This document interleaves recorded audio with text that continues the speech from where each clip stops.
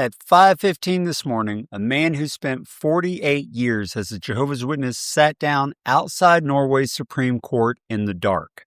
He'd given up on sleeping.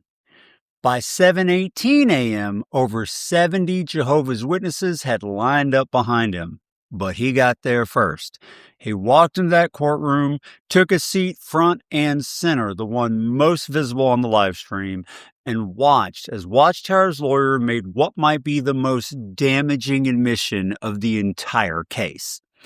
A judge asked Anders Rysdale a direct question. Are the state's terms for funding, the actual legal criteria, unconstitutional? Rysdale said no. He admitted the terms are legally acceptable. According to Jan Nielsen, who is posting live updates from inside that courtroom, that single answer, quote, killed a lot of the last hour, end quote, of Watchtower's argument. Because if the terms are legal and Jehovah's Witnesses don't meet those terms, then the only question left is whether the state applied them fairly. This is day 3, the final day. I need to walk you through what just happened because after 4 years and 4 court battles, this case is now in the hands of 5 judges. Before Rysdale could continue his arguments from Friday, the state had one more piece of business. According to ADMITS.org, Leif Gabrielson introduced additional documentation. Not new evidence already in the record, but now formally placed before the Supreme Court. The focus? Proving that Jehovah's Witnesses used the word shun. Remember, on Friday, Rysdale stood in this same courtroom and claimed that shunning is not a concept Jehovah's Witnesses accept. He said the word was invented by apostates. Now, according to Jan's Reddit updates, he personally sent documentation to Leif over the weekend, proving Watchtower uses the term in their own publications, and I covered a bunch of those in that last video. And this morning, she presented it. Rysdale tried to minimize it. According to EXJW's translation, he called it marginal and said it introduced nothing new, but Leif wasn't having it. Changing the word, she told the court, does not change what is actually happening. That's the state's entire argument in one sentence. You can call it social distancing. You can call it limiting association. You can call it a loving arrangement. You can call it whatever you want. But when someone leaves and their family stops speaking to them, the name you give it doesn't matter. The effect is the same. With the shunning evidence on the record, Rysdale launched into his final arguments.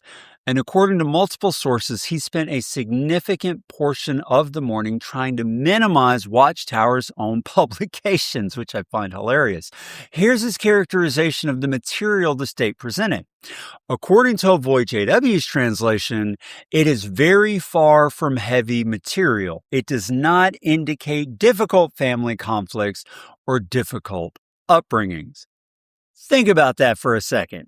The publications that tell members to avoid even eating a meal with disfellowship people, the videos showing parents refusing to answer their daughter's phone call for years, the elders manual that instructs judicial committees to determine repentance, very far from heavy material. Rysdale then moved to one of the state's core arguments, the baptism of minors. Now, according to EXJW, he strongly rejected the idea of pressure, emphasizing that the parents decide when children are mature enough to be baptized. It's the parents who know whether their children are mature enough to be baptized, he said. They must have full freedom of choice. He claimed that many children never get baptized and face no consequences for that decision. But here's what he didn't address, and what the judges reportedly pressed him on later. The consequences don't come from not getting baptized. They come from getting baptized as a child, then later wanting to leave.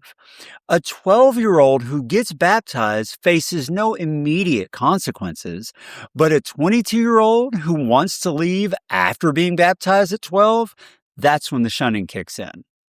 The trap isn't at the entrance, it's at the exit. According to ADMITS, Rysdale spent considerable time arguing that the state's use of the term negative social control has no legal foundation. Negative social control is not a legal concept under Norwegian law, he said, citing government reports that describe it as vague and culturally dependent.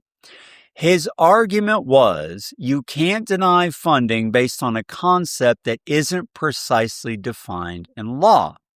But the judges pushed back on that. According to ADMITS' summary, they asked whether the absence of a precise legal definition prevents the state from assessing real-world practices, especially where children's rights are concerned.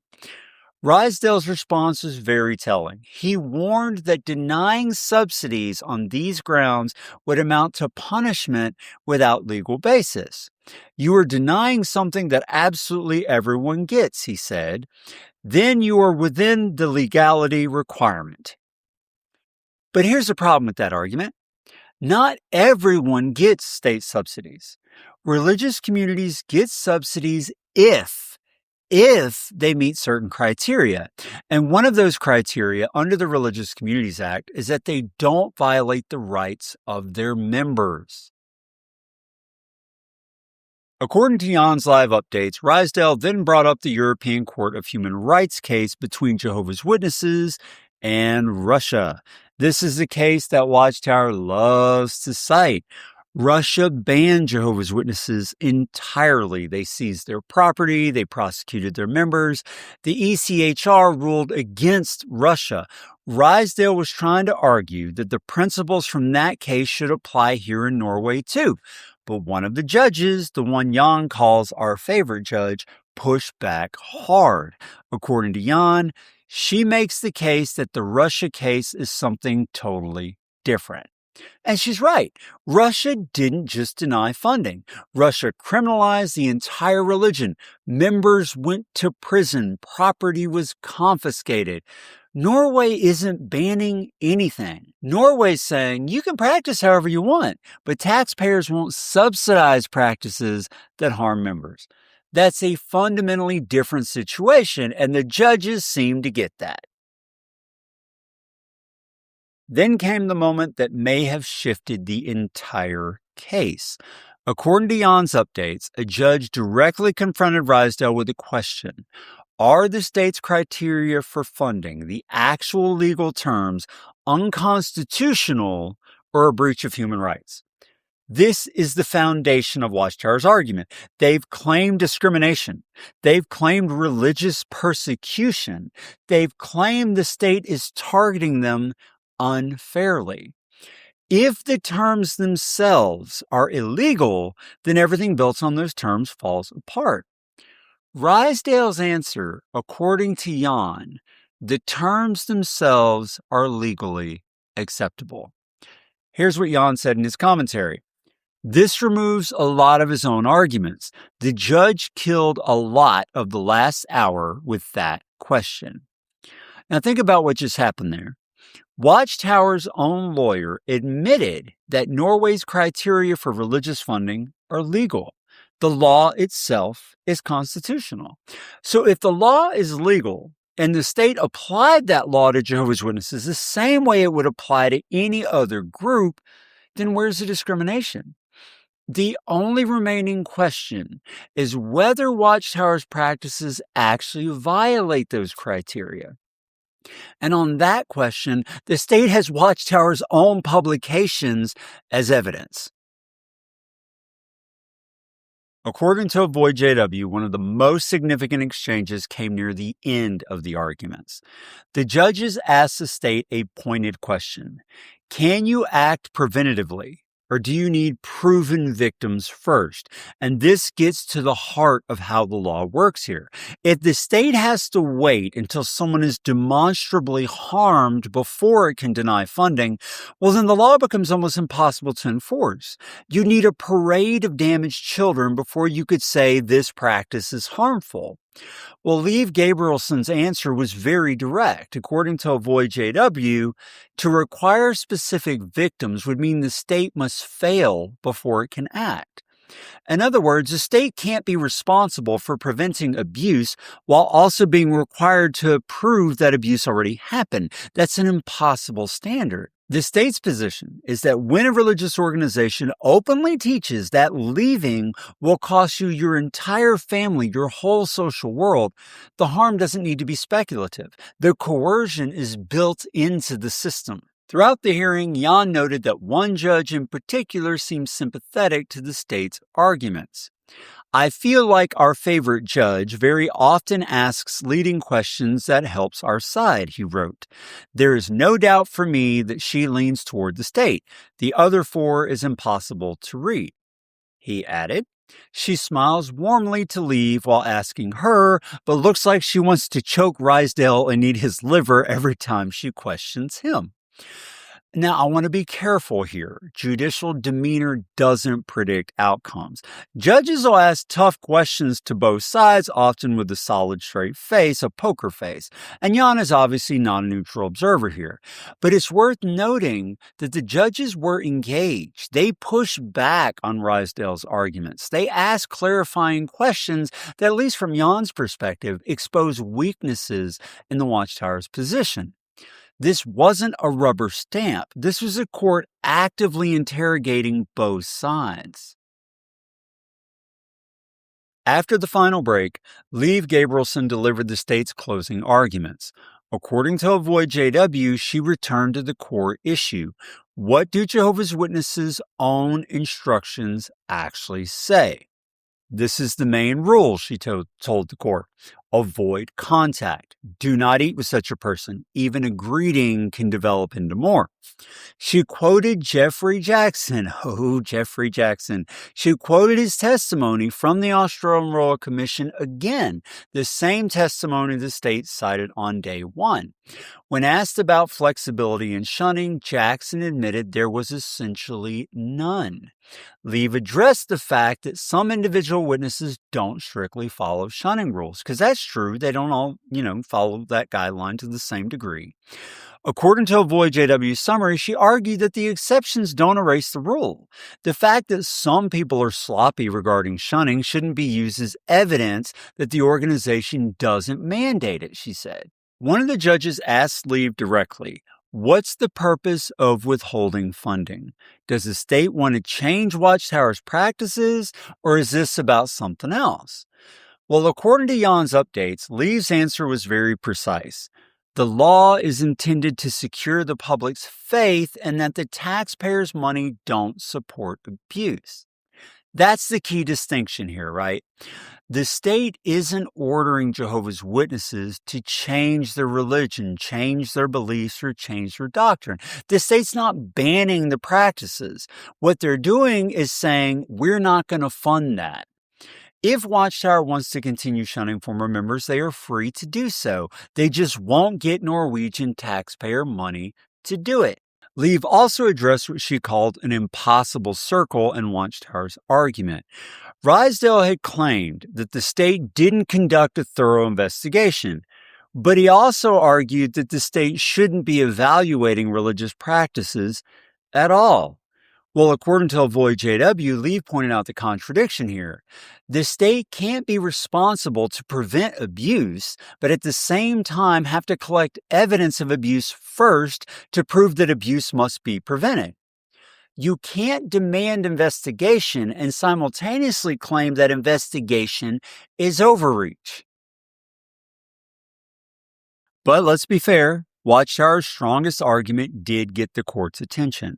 According to Avoid JW, the state's own decision document told Jehovah's Witnesses that they could regain funding if they rectify the situation and submit documentation concerning the religious teachings of Jehovah's Witnesses. Well, Rysdale's interpretation of that was that the state was demanding doctrinal changes as a condition for funding. That's government interference in religious belief, he said. This is a legitimate concern, and the judges appeared to take it seriously. If Norway is effectively saying change your theology or lose your money, that's a different case than your practices violate the criteria for funding. But the state's position, as articulated by Leave, is that they assessed practices, not beliefs. They looked at what happens when someone leaves based on Watchtower's own publications and concluded that those practices violate the rights of the members. But the line between practice and belief, it's not always clean. It's pretty fuzzy sometimes, and that's likely to be a central issue when the ruling finally comes down. Now, I want to take a moment to talk about the people who were in that courtroom that day. Jan Nielsen arrived at 5:15 a.m. He'd spent 48 years in the organization. He's testified 3 times in these proceedings. His own father, a Jehovah's Witness elder, was called as a witness for the Watchtower. Jan wore a shirt today with a Nick Cave quote, "This much I know to be true." According to his Reddit updates, he was interviewed by NRK, that's Norway's national broadcaster, during the lunch break. His comment afterward, being interviewed in the break was hard. Got a nervous breakdown after, luckily not caught on stream. I'm almost back on my feet.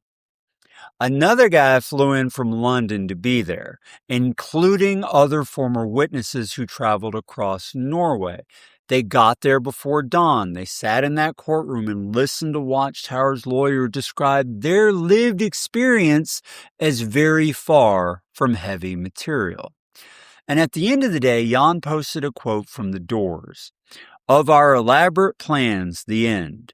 Of everything that stands, the end. No safety or surprise, the end. I'll never look into your eyes again." 4 years of legal battles. 3 levels of courts, testimony that required reliving trauma, and now it's over. The arguments are done. Well, the hearing is finished. No ruling is coming today. According to Avoid JW, the judges will retreat to a private conference. A decision is expected in a few weeks. And then, regardless of the outcome, this case could go to the European Court of Human Rights in Strasbourg. The legal battle might not be over even when the Supreme Court finally does rule on this. But here's what's already been accomplished, because a lot happened over these last 3 days. For the first time, a Supreme Court has heard testimony about what shunning actually does to people. Watchtower's own publications have been entered into the highest court record. Their lawyers' claims have been contradicted by documented evidence. In my words and perspective, he absolutely lied between his teeth. And one thing became absolutely clear today. Watchtower's legal strategy is denial. Deny that shunning exists. Deny that the publications mean what they say. Deny that children are pressured. Deny that family ties are broken. Deny that anyone lives in fear. Deny. But denial isn't evidence. It's a strategy. And the 5 judges of Norway's Supreme Court have now seen both the denial and the documentation, and I hope the egregious lies of Watchtower's attorney. In the state's closing words, according to Avoid JW, when a religious organization openly teaches that leaving will cost you your family, your community, your social world, the harm does not need to be speculative to be real. The coercion is built into the system itself. The question now is whether the court agrees. I'll be covering the verdict when it comes down, because whatever happens, this case has already changed things. 12,000 Norwegian witnesses sat in Kingdom Halls this week while their organization's lawyer told a Supreme Court that shunning doesn't exist. Some of them know better. Jeffrey Jackson's lie woke up a lot of people. We'll see what happens here. And now, Norway's highest court also knows that that's not true. I wanted to pause for a second to ask for your support by becoming a channel member of the channel by clicking the join button below. It starts at a whopping $4 a month. If that won't break the bank for you, it helps me be able to produce more content like this. If it would break the bank for you, by all means, just keep watching. Thank you in advance for your generous support.